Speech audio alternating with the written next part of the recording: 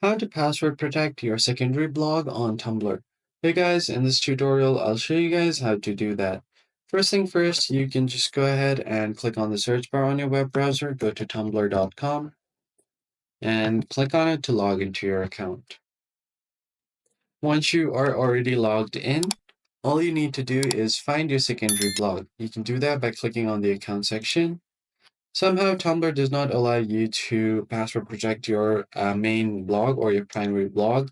So if you head over to blog settings for your primary blog, you won't have an option to password protect it.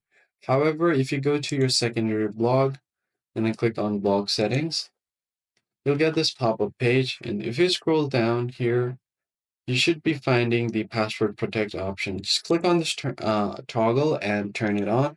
Now you can enter your current password, and only people with this password can view your blog. Now, once you've done that, you can just save it and you should be good to go. So that's pretty much it, guys. That's how you basically turn on the password protect on your secondary blog on Tumblr. I hope this tutorial was helpful. I'll catch you guys on the next one.